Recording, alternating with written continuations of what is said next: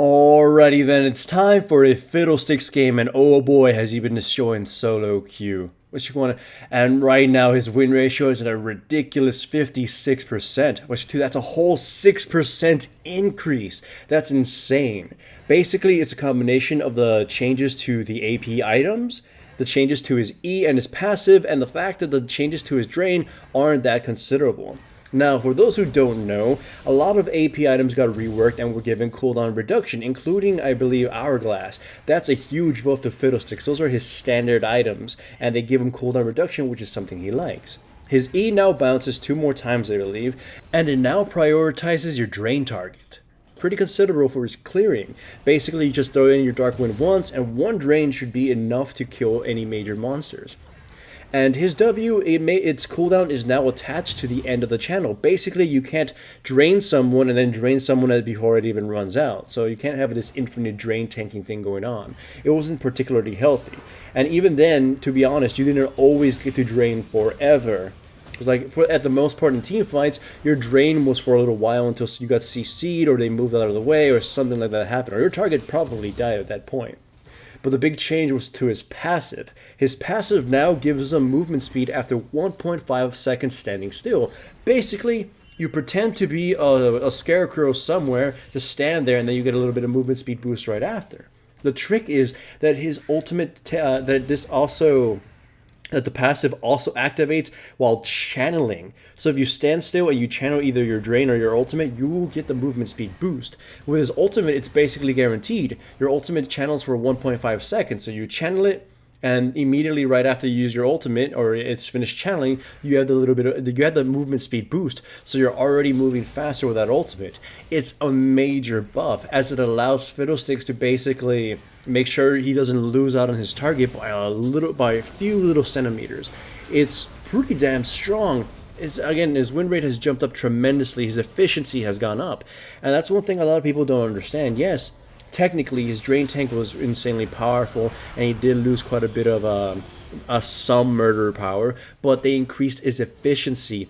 And efficiency is important to a lot of champions. Basically put, with efficiency, you get to approach things in different ways. There's a little bit more room for error. Like if you miscalculate something, having more movement speed allows you to fix that. With more movement speed, you get to react to certain things a little bit better, etc., etc. Efficiency is an incredible buff, especially to a ganker and especially to a jungler, and it's awesome. When changes were announced a couple weeks ago, I was thrilled. I'm like, this is awesome. I love the idea of being able to move faster with Fiddlesticks, because one of his biggest problems is that he's one of the slowest champions in League of Legends. And that's really tough on him if you're trying to surprise someone for a gank or do something like you're just chilling in the bush and you're like, I need to surprise someone with a flash fear or surprise ultimate, but you might miss the range of your fear or your ultimate by just a little bit. And this allows you to not screw up as badly, and that's helped out a ton. Of course, also the items were a major plus. Just seemingly with better itemization for him, basically cooldown on the items he wants. I believe Abyssal Scepter also has cooldown reduction. It essentially makes him just flat out more efficient champion. You can see in the background of this game, I'm counter jungling, I'm ganking people. This is basic Fiddlesticks stuff, right? He plays basically the same way, except he's a lot less clunky. And that's what a lot of people kind of just didn't realize. Again, I'll reiterate this. His drain tanking that a lot of people were talking about, oh, he's going to lose his ability to drain tank somebody forever. That's not a big deal. In most situations, you didn't have a chance to drain someone for full. They were going to move out of the way at some point, CC you, outright kill you, so it doesn't or you'd kill them before they even do anything, so it just didn't matter. It was not a big deal. It was essentially people who were arguing for a theoretical damage that Fiddlesticks has rather than considering all the realistic scenarios. And essentially, having more utility or more efficiency allows you to at least imagine better scenarios or at least react to them better. I love this change to Fiddlesticks, although considering his win rate jump, it might need some tweaking. It just right now does a shitload.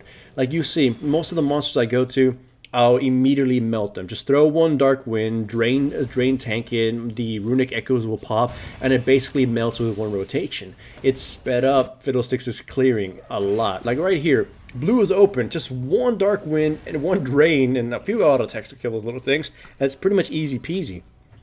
Of course, I had Smite too, but that's not the biggest differences.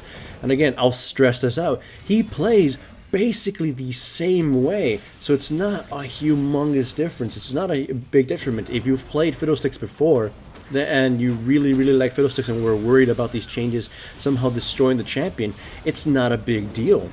Like, one of the things a lot of players did with Fiddlesticks, a lot of higher tiered or more experienced Fiddlesticks players did, is they didn't immediately drain somebody when they ulted in or did anything, or they would drain somebody and they wouldn't just start draining right off the bat. They would relocate, they would change positions after fearing them or controlling them a bit more, so they could drain them at an angle in which it would keep them drained for longer.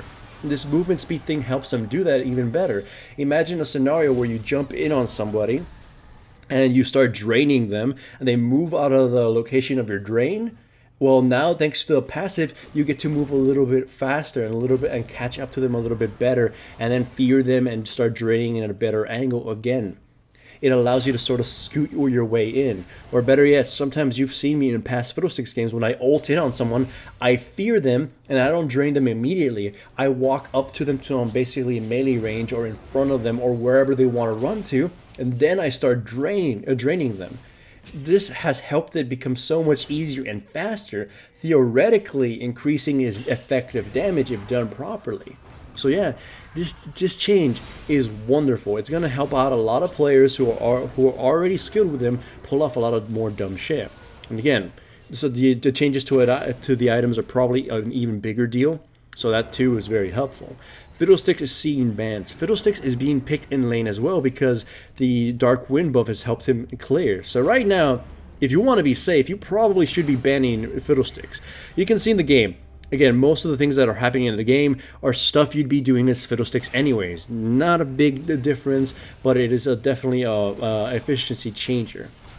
These are the kinds of changes I hope Riot does more of. Fiddlesticks had the whole problem that I mentioned a while back, is that he's clunky, but he's some cobbled up kit that's really unfortunately difficult to balance, right?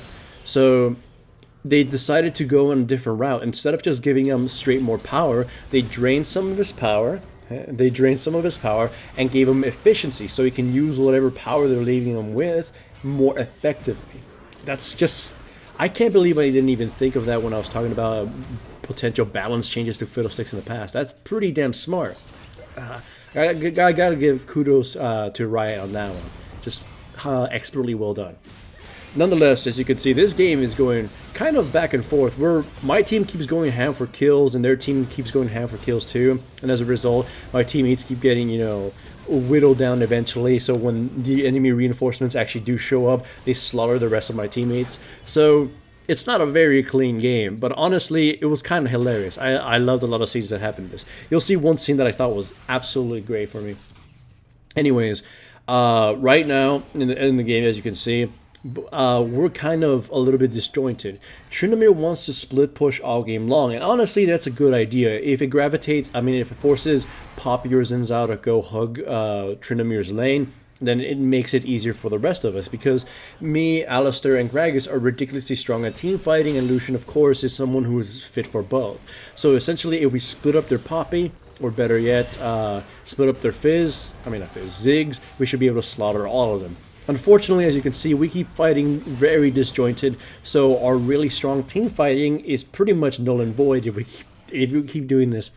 To be honest, I'm actually having fun, because it seems I had a few fans in this game playing with me, and they were very lighthearted about the whole ideal. They were pretty good players, but they were a little bit flustered. By the way, that Lucian play was fucking awesome. If you guys saw me on stream, were watching my stream, I was blown away. Some of the flash plays that Lucian was doing were pretty damn good.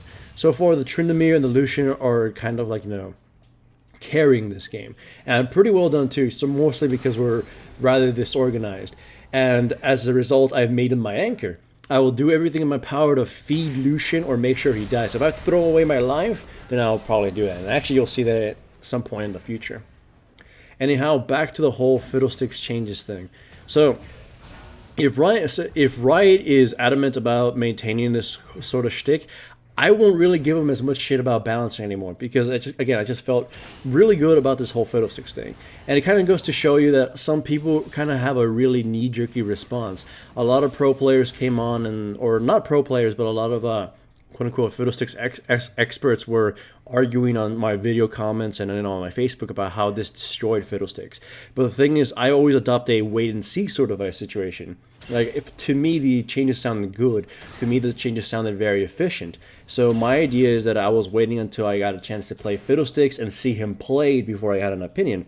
And I'm hoping more people sort of adopt that whole idea. Otherwise, we're going to have a whole lot of problems when any changes coming to champions. It's always better to wait and see to see what happens. The PvE is unfortunately not a very good place to test anything out because honestly the players in the PvE kind of suck. Oh yeah, also one thing here. As you can see, there's been 3 goddamn wind dragons.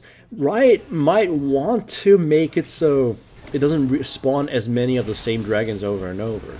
I mean, some people have been suggesting more controlled RNG, and I might start agreeing at this point because I've had multiple games where it's just the same damn dragon over and over, and it kind of seems rather pointless, right? To even try to contest it after you obtain a few of them. Anyway, as you can see here, we're kind of going too ham and trying to kill a fucking Poppy. Like, I only stood around because I wanted to protect Lucian because, like I said, I made him my anchor, and I'm basically protecting him like he's my little baby. And unfortunately, because we stuck around, we lost 3 people. We lost 3 people for that just to kill the Poppy. It's we technically got a bounty, so it's not the worst thing, but still not a really good situation to have happened. Nonetheless, watch this. I love this. This here was actually planned. Morgana comes in and she's going to try to snare me, so I'm just doing everything to avoid her. And I'm taking damage from Ezreal on purpose, because there's no way he can fucking kill me. I can just drain him or anything, and I have my hourglass. So I get snared on purpose, and as soon as he blinks in, I knew he was going to fucking do that. And I was hoping the Gragas or the Alistar would be able to flash in and grab him, but they catch Morgana and kill her. So it's kind of, just kind of consolation prize. We wanted the Ezreal, but we got the Morgana. And if you think, oh, you're just saying that, nah. If you guys watch the stream, you guys know I was pointing that shit out. I love doing that.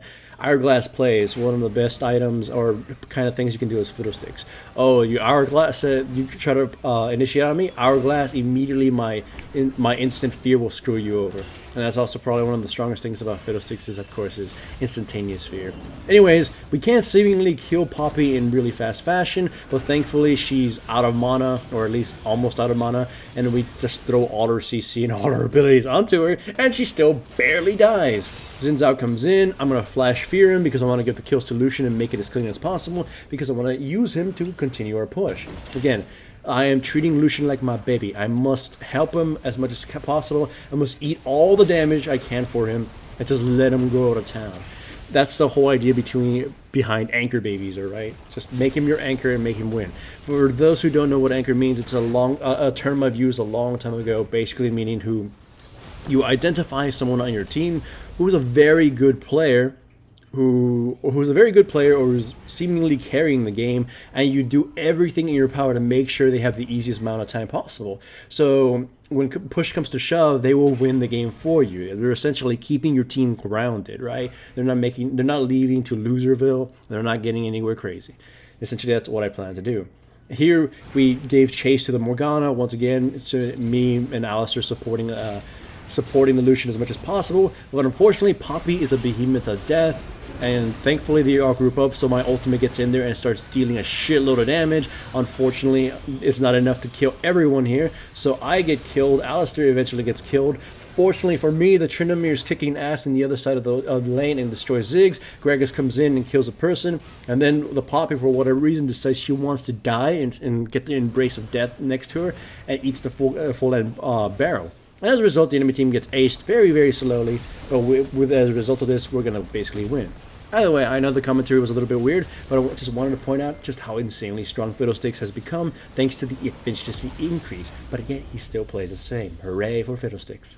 This channel is supported by my sponsors, Crunchyroll and Loot Crate. Check out the description below for links to the websites. Signing up for any trials, including Crunchyroll's free anime trial, greatly supports my channel. Also remember to give the video a like to support the channel and subscribe if you haven't yet.